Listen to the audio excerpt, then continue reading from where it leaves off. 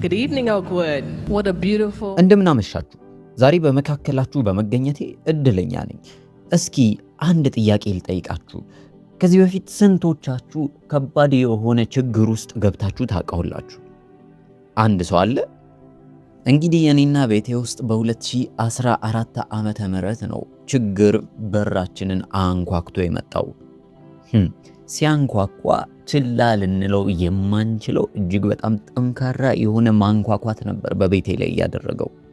ምንም እንኳን ችግር ወደ ቤቴ እንዳይገባ የቻልኩትን ያክል እንኳን ብጥር፣ ነገሩ ግን ቤቴን ጠርምሶ ልክ እንደ ፈሳሽ ወንዝ ነው የገባው።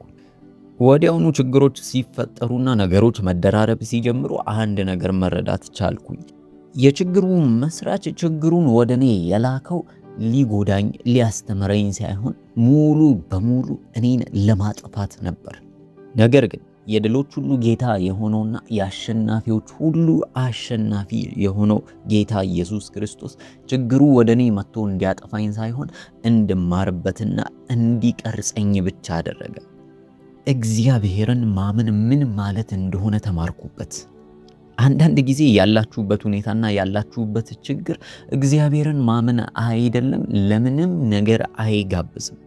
ነገር ግን ትክክለኛ የእግዚአብሔርን አቅም የምታዩበት አለቀ ደቀቀ ባላችሁበት ነገር ውስጥ ጣልቃ ሲገባላችሁ ነው።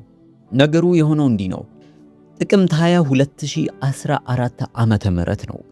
እኔና ባለቤቴ ከተኛንበት በ5 ዓመቱ ወንድ ልጃችን ለቅሶ ተቀሰቀስን። የሆነ ነገር ሆኖ ይመስል እጅግ በጣም እየጮህና እያለቀሰ ነበር። አለቃቀሱ እንደሌላው ጊዜ የእንቅልፍ ማጣት ወይም የመራብ ሳይሆን እጅግ በጣም መራርና የሆነ ችግር እንደተፈጠረ የሚጠቁም አይነት አለቃቀስ ነበር። እኛም በዚህ ምክንያት ፈጥነን አንከፍክፈን ወደ ሆስፒታል ወሰድነው።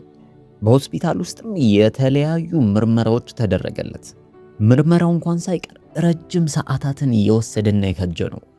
ያን ሁሉ ሰዓታት ምንም አይነት ፍንጭም ሆነ የምናውቀው ነገር ስላልነበር ይበልጡኑ እየተጨነቀን ሄደን። ከብዙ ሰዓታት በኋላ ሐኪሙ ነጭ ጓኑን ለብሶ አይናችንን እያየ መልእክት እንዳለው በአይኑ እየጠቆመን ወደኛ ቀረበ። ከነበርንበትም ክፍል እንድንወጣ ጠየቀንና ወደ ሌላ ክፍል መራን። በሌላ ክፍል ውስጥ ከገባን በኋላ በሩን ዘጋውና እንድንቀመጥ አዘዘን። የሆነ ወጣ ያለ ያልጠበቅነውና የሚያስደነግጥ ወይ ደግሞ ጥያቄ የሚፈጥር ዜና ይዞ እንደመጣ መጠርጠር አይከብድም። ከዚህ በኋላ ዶክተሩ እንዲህ ሲል ውጤቱን ነገረን። በልጃችን ጭንቅላት ላይ 2 እጢ የሚመሳሰሉ ትላልቅ እንግዳ ነገሮችን እንዳየ ነገረን። አስታውሳለሁ። ዜናውን በጥልቀት ከነገረን በኋላ ከዛ ክፍል ውስጥ ስወጣ እግሮቼ ሲከዱኝ ይታወቀኝ ነበር። እግሮቼ ሲንቀጠቀጡና ክብደቴን መሸከም ሲያቀታቸው በአይኖቼ አያቸው ነበር። በዚህ ምክንያት እርዳታ እንደሚያስፈልገኝ ያየች አንድ ነርስ እጆቼን ይዛ ወደ መቀመጫ መራችኝ። ከተቀመጥኩ በኋላ የሆነውን ነገር እያሰብኩኝ ወደ መሬት ወደቅኩኝና እንደ ሕፃን ልጅ እየተናፋረቅኩኝ አለቀስኩ። እግዚአብሔር ሆይ እባክህ እንዳትተውኝ፣ እባክህ እንዳትከዳኝ። ጌታ ሆይ እርዳታ ከምንጊዜውም በላይ ያስፈልገኛል። በጭንቅ ሰዓት ውስጥ ሆንኩኝ። የማደርጋቸው ነገሮች በሙሉ ተንታቱብኝ። ግራ ተጋባው። በቃ የፍርድ ወንበሬ ላይ እንዳለው እስኪ መስለኝ ድረስ ተሰማው። እንደዚህ ያልኳችሁ ምክንያት ይህ ከመፈጠሩ ከ5 ወራት በፊት የሆነ ነገር ስለነበር ነው። ልክ ከ5 ወራት በፊት መስከረም ወር ላይ እግዚአብሔር እንዲናገረኝ እፈልግ ነበር። እግዚአብሔር ሆይ በዚህ ምድር ላይ የፈጠርከኝ እኔን ወደዚህ ምድር ያመጣህበት ዓላማ ምንድን ነው? ዓላማዬስ ምንድን ነው እያልኩኝ ደጋግሜ ጠይቀው ነበር። ውስጤ አንድ ጎዶሎነት ይሰማኝ ስለነበር ያንን የሚሞላ ነገር እፈልግ ነበር። የሚገርመው ነገር እግዚአብሔር የጠየቅኩትን ጥያቄ በግልጽ ሁኔታ ምላሽ ሰጥቶኝ ነበር። እግዚአብሔር እንዳወራለትና አፍ እንደሆነው እንደሚፈልግ ነገረኝ። ከዚህ በተጨማሪ እግዚአብሔር አምላክ እምነትን የሚያበረታና የሚጨምር ደግሞም ሰዎችን ልብ የሚያበረታ ጸጋ እንደሰጠኝ ተናገረኝ። የእግዚአብሔር ድምፅ ግልጽ ነበር። ሰዎችን እንዳበረታለትና ለእግዚአብሔር አፍ እንደሆነው ነበር የጠየቀኝ። እግዚአብሔር አምላክ በተናገረኝ ነገር እጅግ በጣም ተስፈኛና ደስተኛ ሆንኩኝ። የህይወቴን ዓላማ እንደያዝኩት እንደጨበጥኩት ተሰማኝ። ነገር ግን ይህ ከሆነ ከ5 ወራት በኋላ ልጄ በእንደዚህ አይነት ስቃይ ውስጥ መግባቱን ሳስብ አይምሮዬ ማሰብ ያለበትን ነገር ተንታታበት። ከዚህ በኋላ አንድ ትልቅ እውነት በራልኝ። ብዙ ጊዜ በጣም በብዙ ፈተናዎች ያለፉ ሰዎች በብዙ መከራዎች ውስጥ ተጋድለውና ተፋልመው የወጡ ሰዎች ናቸው ለሌሎች ሰዎች መበረታቻና አቅም መሆን የሚችሉት። ምክንያቱም ያለፉበትን ታሪክ ሲናገሩና ምስክርነታቸውን ለሰዎች በሚናገሩበት ወቅት ሰዎች የነሱ ምስክርነት ሰምተው ወዲያውኑ መበረታታት ይጀምራሉ። እኔም ይህ ሲገባኝ ክው አልኩኝ። እግዚአብሔር ሆይ እኔን እንዳትፈትነኝ፣ እኔ በዚህ መንገዱ ውስጥ ማለፍ አልፈልግም አልኩ። እግዚአብሔር ሆይ በቃ በእኔ ላይ ያስቀመጥከውን ዓላማ ብዙ ይህንን ሊሰሩልህ የሚችሉ ሰዎች አሉ አልኩ። ጌታ ሆይ እነሱን መረጣቸው፣ እነሱ ያውሩልህ፣ እኔ አላስፈልግህም አልኩ። በቃ ራሴን አጣሁት። አስታውሳለሁ፣ እግዚአብሔር ታላቅ አምላክ ነው። ከምነግራችሁ በላይ እግዚአብሔርን የሚያመልክ ሰው እንዴት አይነት የታደለ ሰው ነው። በዛ በጭንቅ ጊዜ ላይ ተንበርክኬ እያለቀስኩ ሳለ የእግዚአብሔር ድምፅ ወደ እኔ መጣ። እንዲህ አለኝ፣ ስሞና ብሎ ስሜን ጠራኝ። ለምንድን ነው ከዚህ ፈተናና ችግር ውስጥ በድል እንደማላወጣሽ የምታስቢው አለኝ። መልሶም እንዲህ አለኝ፣ ለዚህ ጊዜ እያዘጋጀሁሽ ነበር አለ። እጅግ በጣም ተገረምኩኝ፣ ተደሰትኩኝ። በውስጤ ትንሽ ተስፋ ተጫረ። ደግሞም እውነትም እግዚአብሔር ለዚህ ጊዜ ለረጅም ጊዜያት ሲቀርጸኝና ሲያዘጋጀኝ ቆይቷል።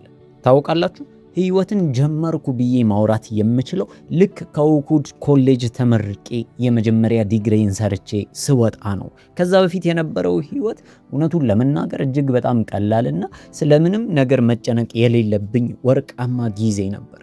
ከኮሌጅ ከመመረቄ በፊት ህይወት እጅግ በጣም ቀላል ነበር። ማድረግ ያሉብኝን ነገሮች ጠንቅቄ አደርግ ነበር። ሁሉም ነገር ቦታና መስመሩን ይይዝ ነበር። ተከታታይ ዓመታት በዩኒቨርሲቲ ውስጥ የመጀመሪያ ዲግሪን ስሰራ እጅግ በጣም ጥሩና አስተማሪዎች የሚኮሩበት የሚያደንቁኝ ተማሪ ነበርኩኝ። ውጤቴ እጅግ በጣም አስገራሚ ነው። ከኦክውድ የመጀመሪያ ዲግሪን ተቀብዬ ከወጣሁ በኋላ ወደ አንድ የሕክምና ትምህርት ቤት ውስጥ ገባው። እነሱም ተቀበሉኝ። ታዲያ ከዚህ ትምህርት ቤት ውስጥ ግን እኔ ያላመለከትኩበት እኔ እንድገባ ብዙም የማልፈልግበት የህይወት ትምህርት ቤት ውስጥ አብሬ እኩል ገባው። የህይወት ትምህርት ቤት እጅግ በጣም ከባድና ፈታኝ ቁም ስቅል የሚያሳይ ነው። ልክ የህክምና ትምህርት ቤት የመግቢያ ደብዳቤ ሲመጣ አብሮ የህይወት ትምህርት ቤት ደብዳቤ መጥቶ ነበር። እንዲህ ይላል፣ ውድ ስሞና እንኳን ደስ አለሽ፣ ወደ ህይወት ትምህርት ቤት እንኳን በሰላም መጣሽ። ይህ ትምህርት ቤት እንደሌላው ቀላል አይደለም። እጅግ በጣም ከባድ ከመሆኑ የተነሳ ብዙ ጊዜ ትተሽ ለመውጣት ታስቢያለሽ። ብዙ የምታያቸው የማጠብቂያቸው ፈተናዎች ይኖራሉ። ነገር ግን አታስቢ፣ አባትሽ እግዚአብሔር ከአንቺ ጋር ነው የሚል ደብዳቤ ይመስለኛል። ታውቃላችሁ፣ ወደ ሕክምና ትምህርት ቤት ከገባሁባት ደቂቃ ጀምሮ ነው የህይወቴ ችግሮች ተደራርበው መምጣት የጀመሩት። ለኔ ግን የእድገት መሰላሌ ጅማሮ ነበር። አስታውሳለሁ፣ በሕክምና ትምህርት ቤት ውስጥ የመጀመሪያ ፈተናዬን ስወስድ የነበረው ስሜት ትዝ ይለኛል።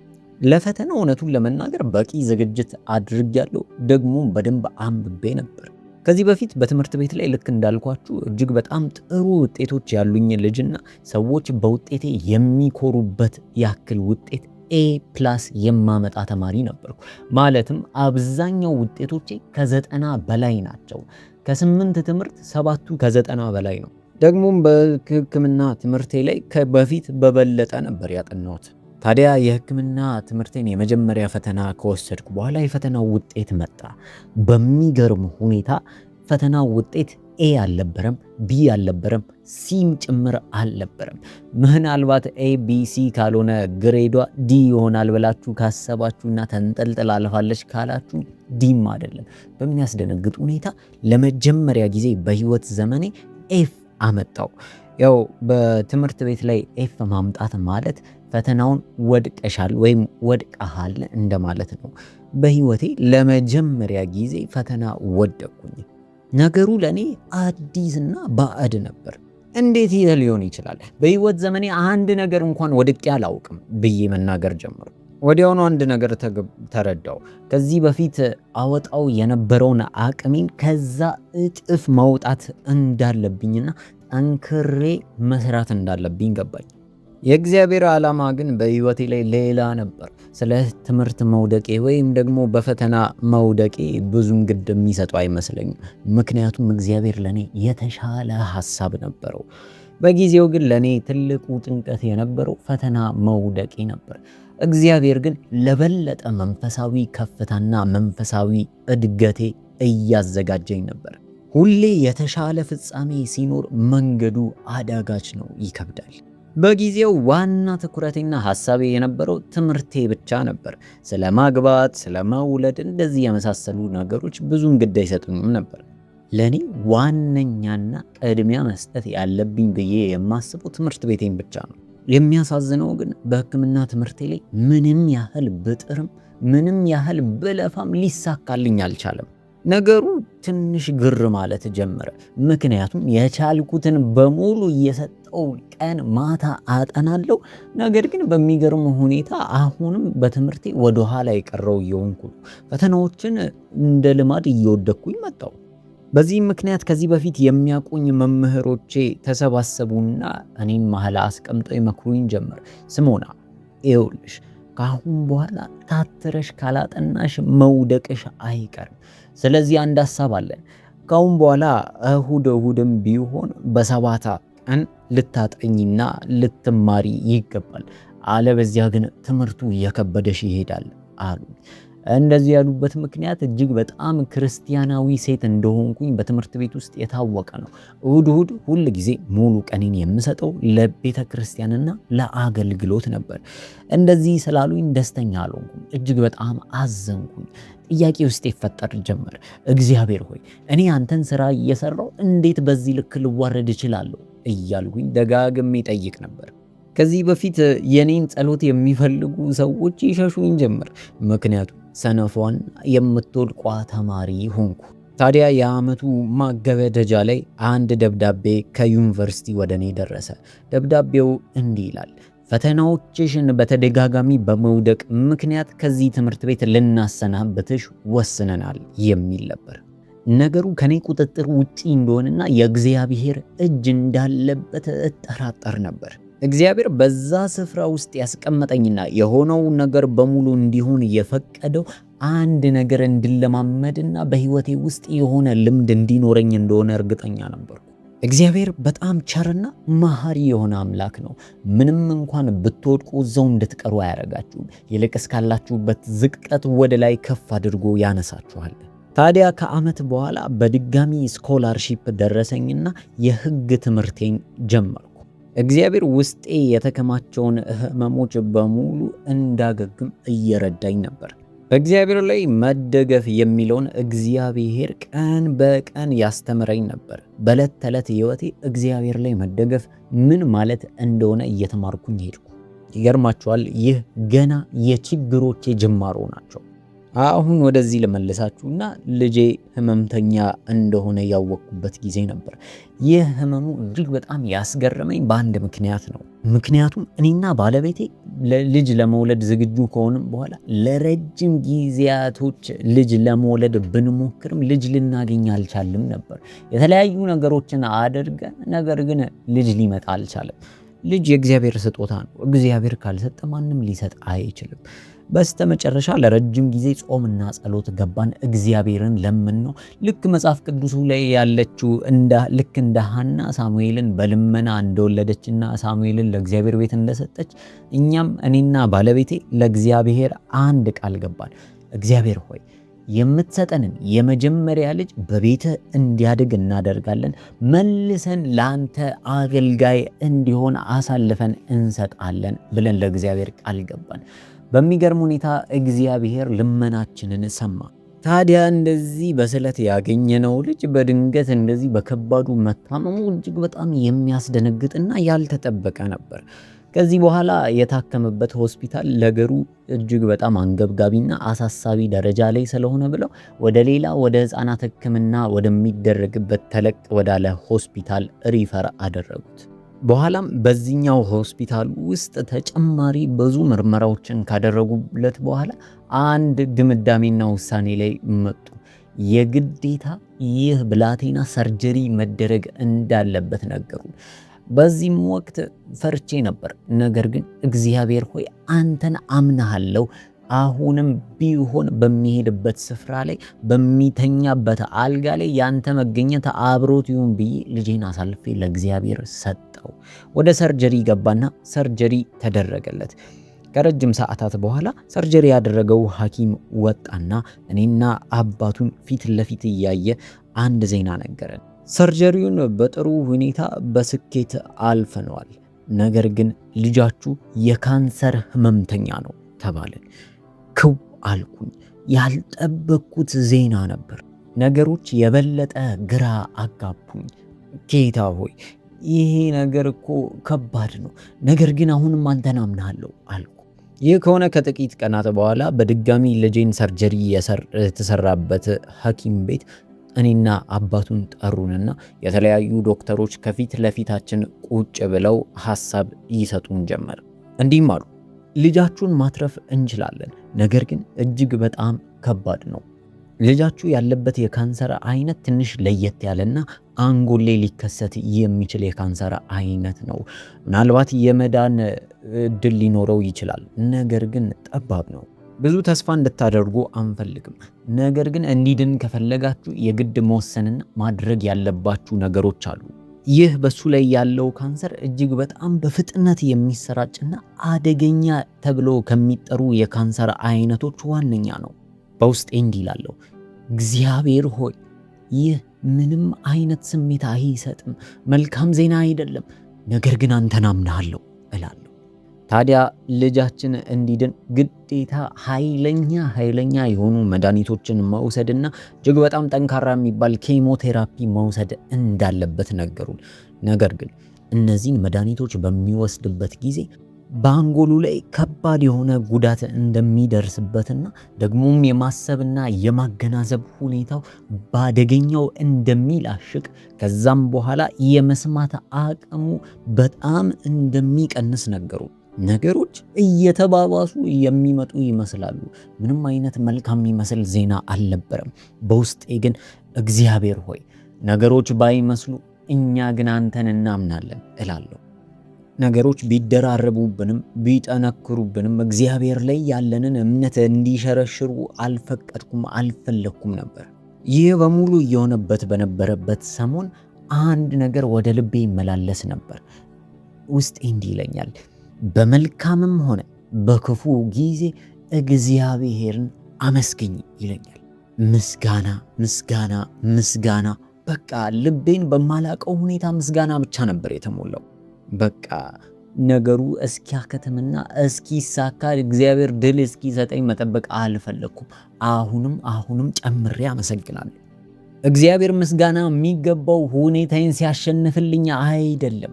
እግዚአብሔር ቢሳካም ባይሳካም ምስጋና ይገባዋል። ከዚህ በኋላ አንድ ነገር ለማድረግ ከባለቤቴ ጋር ተማክረን ወሰንን። የምስጋና ፕሮግራም አዘጋጀን። የምስጋና ፕሮግራሙ ለልጃችን ነበር። ያው ህመሙ እንዳለ ሆኖ በሽታው እንዳለ ሆኖ፣ ነገር ግን የምስጋና ፕሮግራም አዘጋጀን።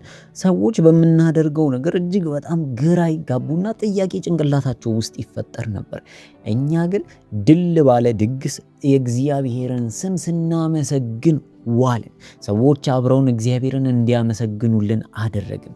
የሚገርማችሁ ነገር ከዛ ምስጋና ፕሮግራም በኋላ የሆነ ነገር ውስጤ ሲገጣጠምና ሲጠናካክር ተሰማኝ። ለቀጣዩ ደረጃ የሚሆን ኃይልና አቅም እንደተጨመረልን ያክል ተሰማል። ከዚህ በኋላ ልጃችን ኬሞቴራፒ እንዲጀምር ፕሮሰሱን ጀመርን። ልጃችንን ይዘን ወደ ሆስፒታል ስንሄድ ልጃችን ጉሮሮ አካባቢ ትንሽ አበጥ ያለ ነገር ነበር። ታዲያ ዶክተሩንም ስናሳየው አይ ይሄ ከካንሰሩ ጋር የሚገናኝ ነገር አይደለም፣ ካንሰሩ ያለው አይምሮ ላይ ስለሆነ በፍጹም ጉሮሮ ጋር ሊሄድ አይችልም። ይህ የቶንሲል በሽታ ሊሆን ይችላል አሉና ለኬሞቴራፒ ሲያዘጋጁት ሙሉ ምርመራ አደረጉለት። ነገሮች በታሰበበት ሁኔታ እየሄዱ ነው። ምርመራውን ጨርሰው እንድንፈርም ወደ ክፍል ውስጥ ጠራን። ሐኪሙ ከጠራም በኋላ ፊቱ ላይ መደናገጥ ይታይ ነበር። እኛ እንኳን ተጽናንተን እንዴት እሱ ይደናገጣል ብዬ አሰብኩኝ። ግቡና በሩን ዝጉት አለን። እኔና ባለቤቴ ብቻ ነበርን፣ ልጃችን አልነበረም። ሐኪሙም እንድንቀመጥ ካደረገን በኋላ እንደዚህ አለን፣ ኬሞቴራፒውን መጀመር አንችልም። እኛም ለምን ብለን ስንጠይቅ ሐኪሙ እንዲህ አለን፣ ይሄ ብዙ ሰዎች ላይ የሚፈጠር አይደለም፣ ከብዙ ሺህ ሰዎች አንድ ሰው ላይ የሚሆን ነገር ነው። ነገር ግን የልጃችሁ ካንሰር ከጭንቅላቱ አልፎ መላ አንገቱ በላይ ውስጥ ሆኗል። ካንሰሩ በሚያስደነግጥ ፍጥነት ተሰራጭቷል አለን። ታዲያ ምን ይደረግ ብለን በድንጋጤ አየ ነው። በመጨረሻም ዶክተሩ እንዲህ አለ፣ ልጃችሁ መሞቱ ነው አለ። በድጋሚ የሚይዘው የምጨብጠው ነገር አጣው። ሐኪሞች እንኳን ተስፋ ቆረጡበት። ካንሰሩ መላ አንገት በላዩ ውስጥ ተሰራጭቶ ነበር። ኬሞቴራፒ ሊያገግምም ሆነ ሊድን አይችልም ነበር። ሆስፒታሉ ከዚህ በላይ ምንም ሊያደርግልን እንደማይችል ነገረን። የልጄን ሞት መጠባበቅ እንዳለብኝ ስሰማ ግራ ገባኝ። ጌታ ሆይ ምን እየተፈጠረ ነው? አንተን ካመሰገንህ በኋላ አንተን ካከበርን በኋላ ጌታ ሆይ ምን እየተፈጠረ እንደሆነ አላውቅም፣ ነገር ግን አሁንም ቢሆን አንተን አምናለሁ አልኩ። ታውቃላችሁ ሐኪሞቹ ያሉትን በደንብ አድርጌ ጥንቅቅ አድርጌ አውቃለሁ። ነገር ግን የማመልከውን አምላክ ከሐኪሞቹ ካሉት በላይ አምናለሁ። አያችሁ፣ የማመልከው አምላክ አንድ ቀን ለመኖር የቀረውን ልጅ ትኖራለህ ካለው የግዴታውን ያ ልጅ ይኖራታል። ሐኪሞች 1 ሰዓት ነው የቀረው ያሉትን ነገር እግዚአብሔር አምላክ 10 ዓመት ከጨመረለት ያ ልጅ የግዴታውን 10 ዓመቱን ይጨርሳል። የመጨረሻው ተናጋሪና ወሳኝ የማመልከው አምላክ እግዚአብሔር ነው። ከዚህ በኋላ በድጋሚ ወደምናውቀው ሜክሲኮ ውስጥ ወደሚገኝ አንድ ሐኪም ሄድን። ይህ ሐኪም የሰለጠነው ልክ በእንደዚህ አይነት ካንሰር አይነቶች ውስጥ ያለ ካንሰርን ማገገምና ሰዎች የበለጠ ቀን እንዲጨመርላቸው ማድረግ ነበር። የሚገርመው ነገር ይህንን ቴራፒ ለመውሰድ ማለትም ልጃችንን ወደዚህ ሐኪም ውስጥ ለመውሰድና ይህ ልጅ በዚህ ሐኪም እንዲታከም ለማድረግ $50,000 ይፈጃል። የሚገርማችሁ ነገር በእጃችን ላይ 5 ሳንቲም አልነበረንም። ማለትም 50,000 ሊደርስ የሚችል ገንዘብ በፍጹም አልነበረንም። ታዲያ ይህ ሆስፒታል ከኛ አቅም በላይ ነው፣ ልጃችሁ ይሞታል ያለን አርብ ነበር። እኔ አርብ ማታ ገብቼ ፌስቡክ ላይ ለማቃቸው ሰዎች የሆነውን ነገር በሙሉ አስረዳው። የሚገርማችሁ ሰኞ በማለዳ እኔ ልጄና ባለቤቴ ወደ ሜክሲኮ እየሄድን በፕሌን ውስጥ 50,000 ብራችንን ይዘን እየተጓዝን ነበር። እግዚአብሔር ምን አይነት የሚደንቅና የሚያስገርም አምላክ እንደሆነ ዘርዝሬ ልናገረው አልችልም። $50,000 በ2 ቀን ውስጥ እግዚአብሔር ሰጠን። ምናልባት ይህንን ከምትሰሙ መካከልም የለገሳችሁ ልትኖሩ ትችላላችሁ። አመሰግናለሁ። እግዚአብሔር በእናንተ በኩል ተጠቅሞባችኋል። እጅግ አድርጌ አመሰግናችኋል። እግዚአብሔር እጅግ በጣም መልካም አምላክ ነው። የሚያስፈልገንን ነገር ቀድሞ ያውቃል። ይሁን እንጂ ያለፍንበት የነበረው ጎዳና እጅግ በጣም የሚያምምና የሚጎዳ ነበር። አላውቅም፣ በህይወት ዘመኔ እንደዚህ አይነት ከባድ ጊዜ አሳልፌ አላውቅም። ከዚህ በኋላ ሐኪሙ ጋር ደረሰን። ሐኪሙም የተለያዩ ተጨማሪ ምርመራዎች አደረገለት። በእርግጥ አሁን ከዚህ ቀደም ከሰማነው ዜና ክፉ ዜና የባሰ ዜና እንደማንሰማ እኔም ባለቤቴም አውቀናል። ስለዚህ ምንም ከባድ የምንጠብቀው ነገር የለም። ይልቁንስ ጭላንጭል እንኳን የሆነች ተስፋ እንጠባበቃለን። የከበደውንና አስከፊውን ዜና ሰምተን ጨርሰናል። ታዲያ ሐኪሙ ምርመራውን ከጨረሰ በኋላ በተጨነቀ ፊት ወደ እኔና ወደ ባለቤቴ ቀረበ። በዛ ሰዓት እኔ በእግዚአብሔር ላይ ልቤን ጥዬ ነበር። እግዚአብሔር ሆይ በሺህ የሚቆጠሩ ሰዎች ለዚህ ልጅ እየጸለዩለት ነው። እግዚአብሔር ሆይ ይህ ልጅ የሚሞትበት ምንም አይነት ምክንያት የለም። አንተ ራስህ በጭንቅ የሰጠህን አደራችን ነው። እባክህ ጌታ ሆይ አደራህን ያዝ አለ።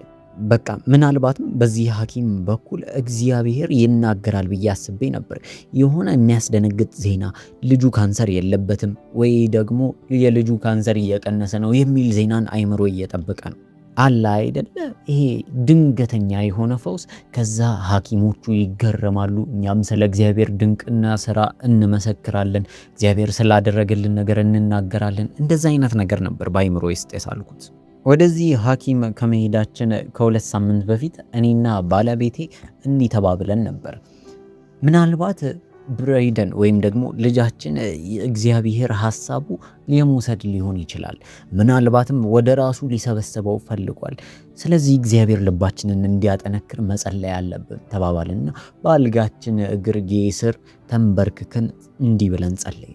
እግዚአብሔር ሆይ ልጃችንን የመፈወስና ነፃ ማውጣት ፈቃድ ከሆነ እባክህ በጊዜ ነፃ አውጣው።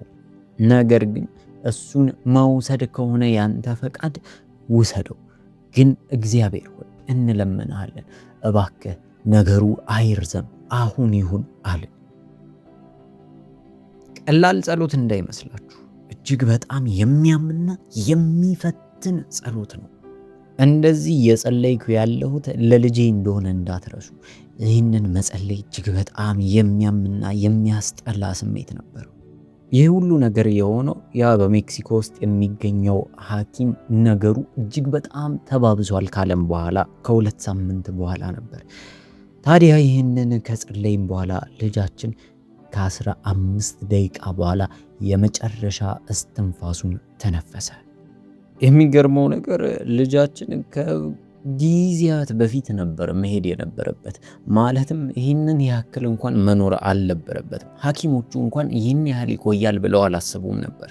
የሚገርማችሁ ነገር እግዚአብሔር ልብና ጭንቅላቴ አለመዘጋጀቱን አይቶ አቆይቶታል። ታውቃላችሁ፣ እግዚአብሔር ለስሜቴ ሲጠነቀቅልኝ ነበር። ለዛ ነው ብዙ ወራትን ጠብቆ ልክ አይምሮዬ ዝግጁ ሲሆን ልቤ ሲዘጋጅ ወዲያውኑ ልጄን ወደ ራሱ ወሰደው። አያችሁ፣ በሕይወታችሁ ዘመን ሁሉ አንድ ጊዜ ላይ እግዚአብሔርን ሁሉም ነገር ምክንያት ሳይሰጥ ምክንያታዊ ሳይሆን ውሃ የሚደፋ ሳይሆንና መዋጥ እየመረራችሁ እግዚአብሔርን ማመን የሚጠበቅባችሁ ቦታ ላይ መሆናችሁ አይቀርም። ያኔ እውነተኛ እግዚአብሔርን የሚያምን ሰው መሆናችሁ ይፈተናል። አያችሁ፣ ምንጊዜም ቢሆን የሰራን አካል አይጥለንም። እግዚአብሔር በሕይወታችን ላይ ጣልቃ እንዲገባ ሁል ጊዜ እንጠይቀው። እኛ ግን ሰዎች ሁል ጊዜ በራሳችን መንገድና እኛ ባቀድነው መንገድ መሄድ ካልቻለ ነገሩ ሁል ጊዜ ተንፈራፍረን ማልቀስ እንወዳለን። ከእግዚአብሔር ዓላማ ይልቅ የኛ ዓላማ አለመቅደሙ ያሳዝነናል። ያ ግን ልክ አይደለም። ከኛ ዓላማ በላይ የፈጠረን ለኛ መልካም የሆነ ዓላማ እንዳለው ልናውቅ ይገባል። በአምላካችን ላይ ያለን እምነት እንዳይሸረሸር ለማድረግ መሞከር አለብን። ምናልባት ጅማሬው ወይም መንገዳችን ከባድ ቢመስልም እግዚአብሔር አምላክ ግን ለኛ መልካሙን ያስብልናል። አያችሁ፣ እግዚአብሔርን የምናምነው ታማኝ ስለሆነ ነው። እምነታችንን ለእግዚአብሔር መስጠት አለብን። የእግዚአብሔር ቃል በትንቢተ ኢሳይያስ ምዕራፍ 55 ቁጥር 8 እንደዚህ ይላል፣ ሐሳቤ እንደ ሐሳባችሁ መንገዳችሁም እንደ መንገዴ አይደለምና ይላል እግዚአብሔር። ሰማይ ከምድር ከፍ እንደሚል እንዲሁ መንገዴ ከመንገዳችሁ ሐሳቤም ከሐሳባችሁ ከፍ ያለ ነው ይላል። እግዚአብሔር ለኛ የሚበጀንና መልካም የሆነውን የሚያስቀጥለንን ነገር ያውቃል። ከኛ የተሻለ ለኛ እግዚአብሔር ያስብልናል። እኛ የሚያስፈልገን ወይም ደግሞ ከኛ የሚጠበቀው ነገር አንድ ነው። እርሱም ልክ መጽሐፍ ቅዱስ ላይ እንደተጻፈው በምሳሌ ምዕራፍ 3 ቁጥር 5 ላይ በፍጹም ልብህ በእግዚአብሔር ታመን፣ በራስህ ማስተዋል አትደገፍ፣ በመንገድህ ሁሉ እርሱን ወቅ፣ እርሱም ጎዳናህን ያቀናልሃል እንደሚለው በፍጹም ልባችን በእግዚአብሔር ልንታመን ይገባል። አያችሁ፣ በዚህ ቃል ላይ የተጻፈውን ማድረግ ከቻልና እግዚአብሔርን በፍጹም ልባችን ማመን የምንችል ከሆነ መጽሐፍ ቅዱስ ላይ በአዲስ ኪዳን ላይ በኤፌሶን ሰዎች ምዕራፍ 3 ቁጥር 20 ላይ እንደተጻፈው እንግዲህ በእኛ እንደሚሰራው ኃይል መጠን ከምንለምነው ወይም ከምናስበው ሁሉ ይልቅ እጅግ አብልጦ ሊያደርግልን ለሚችለው ለእርሱ በቤተ ክርስቲያን በክርስቶስ ኢየሱስ እስከ ትውልዶች ሁሉ ከዘላለም እስከ ዘላለም ክብር ይሁን እንደሚለው በእኛም ሕይወት ላይ እግዚአብሔር ካሰብነው በላይ ስጦታን ይሰጠናል። አያችሁ፣ የእግዚአብሔር አሰራር ግራ ቢያጋባንም እግዚአብሔር አምላክ ታማኝ እንደሆነ ልናውቅ ይገባል። ታውቃላችሁ፣ በትንቢተ ዕንባቆም ምዕራፍ 3 ቁጥር 17 ላይ አንድ ውስጤን የሚነካው የእግዚአብሔር ቃል አለ። እንዲህ ይላል፣ ምንም እንኳን በለስም ባታፈራ በወይንም ሐረግ ፍሬ ባይገኝ የወይራ ሥራ ቢጎድል እርሾችም መብሉን ባይሰጡ በጎች ከበረት ቢጠፉ ላሞች በጋጡ ውስጥ ባይገኙ እኔ ግን በእግዚአብሔር ደስ ይለኛል፣ በመድኃኒቴ አምላክ ሐሴት አደርጋለሁ። ጌታ እግዚአብሔር ኃይሌ ነው፣ እግሮቼን እንደ ዋላ እግሮች ያደርጋል፣ በከፍታውም ላይ ያስኬደኛል። አያችሁ፣ በዚህ ክፍል ላይ እንደሚናገረው ነገሮች በሙሉ ቢበለሻሹም ማፍራት የማይችል ስፍራ ላይ ቢሆን የሚበላው የሚጠጣው ነገር ባያገኝም እንኳን ነፍሱ ግን በእግዚአብሔር አምላክ ሐሴት ታደርጋለች። ሕይወት በሚከብድባችሁ ሰዓት፣ ሕይወት እየታገላችሁ ባለበት ሰዓት እግዚአብሔርን ማመን ተለማመዱበት። ነገሩ የሚያስለቅስ የሚጎዳ የሚያም ቢሆን በእግዚአብሔር ልባችሁ ደስ ይሰኝ። ዋናው መልእክቴ ይህ ነው። ነገሮች የማይመስሉ ቢመስሉ እንኳን በእግዚአብሔር ላይ እምነታችሁ እንዳይሸረሸር እግዚአብሔር አምላክን ደግማችሁ ደጋግማችሁ እመኑት። እግዚአብሔር ልጄን እንዲፈውሰው ጆሮ መስማት እንዲችል በደንብ ማሰብ ማገናዘብ እንዲችል ደግሞም ጭንቅላቱ ላይ ያሉት ጠባሶች እንዲጠፉና ሙሉ በሙሉ እንዲፈወስ ስለምነው ነበር። እግዚአብሔር ግን ዘላቂ የሆነ መፍትሄን ሰጠው፣ ከሱ ጋር ሰበሰበው። አያችሁ፣ እኔ ስጠይቅ የነበረው ጊዜያዊ መፍትሄ ነበር፣ ጊዜያዊ ፈውስ ነበር። ምንም ቢሆን ምን ግን ልጄ አሁን ያለበት ስፍራ እጅግ በጣም የተሻለ ነው። እኔ ካለሁበት ቦታ ልጄ ያለበት ቦታ እጅግ በጣም የተዋበና የተሻለ ነው። ለዘላለም ሁላችንም ልናየው ከምንጓጓለት አምላኩ እቅፍ ስር ነው። እርግጠኛ ነኝ እኔ ብቻ አይደለሁም ችግርን ተጋፍጬ የማውቀው። በዚህ ውስጥ ያላችሁት አብዛኞቻችሁ ይህን ምስክርነት የምትሰሙት ሁላችሁ ማለት በሚቻል ደረጃ ብዙ ችግሮች እየተፈራረቁና መልክ እየቀያየሩ በሕይወታችሁ ላይ አጋጥሟችኋል። አንዳንዶቹን ድል ስታደርጉ፣ ሌሎቹ እጅግ በጣም ፈትነዋችኋል። አሁንም ድረስ ያሉ ፈተናዎች ሊኖሩ ይችላሉ። አንዳንድ ጊዜ ያለብንን ህመም፣ የምንታገለውን ትግል፣ የኑሮ ትግል፣ ብዙ ነገሮች ሲደራረቡ እጅግ በጣም ግራ ያጋባል፣ ጥያቄ ያስጠይቃሉ። አንዳንዶቻችሁ በገንዘብ እየተፈተናችሁ ነው፣ ሌሎቻችሁ ደግሞ በትምህርት እየተፈተናችሁ ነው። ነገሮቹን የተቻላችሁን ብታደርጉ፣ የተቻላችሁን ብትታገሉ እንኳን ነገሩ እየሆነ አይመስልም። ነገር ግን አንድ ነገር ልንገራችሁ፣ ነገሩ ምክንያት እየሰጠ ባይሆንም እንኳን እግዚአብሔር አምላክን እመኑት። የእግዚአብሔር አምላክ አሰራሮች ልዩ ልዩ ናቸው፣ እመኑት። አስቡት እስቲ፣ የምድርና የሰማያት ፈጣሪ ሰው ሆኖ መጣ። ይህ አሁን ድረስ ብዙ ሰዎች ሊያምኑት የማይፈልጉት ነገር ነው። ነገር ግን የሱ አሰራር ልዩ ልዩ ነው። በማይጠበቅ መንገድ ይሰራል። አስቡት፣ ይባስ ብሎ ለሰው ልጆች ሲል አምላክ ስጋን ለብሶ መምጣቱ ሳያንስ ይባስ ብሎ በመስቀል ላይ ተንጠልጥሎ ለኔና ለእናንተ ኃጢአት ሲል ሞተ። እግዚአብሔር አምላክ አሰራሩ ልዩ ልዩ ነው። ግዴታ አሰራሩን ልታውቁት አይገባም። የእግዚአብሔር ቃል በሰቆቃው ኤርምያስ ምዕራፍ 3 ቁጥር 22 እንዲህ ይላል፣ ያልጠፋ ነው ከእግዚአብሔር ምሕረት የተነሳ ነው፣ ርኅራኄውም አያልቅምና ማለዳ ማለዳ አዲስ ነው፣ ታማኝነት ብዙ ነው ይላል። ሰው ዝም ብሎ የእግዚአብሔርን ማዳን ተስፋ ቢያደርግ መልካም ነው። ጠዋት ስትነሱ ሃሌሉያ በሉ። ማታ ላይ ልተኙ ስትሉ ሃሌሉያ እግዚአብሔር መልካም ነው በሉ። ማለዳ፣ ጠዋት፣ በቀትር ሁል ጊዜ ሃሌሉያ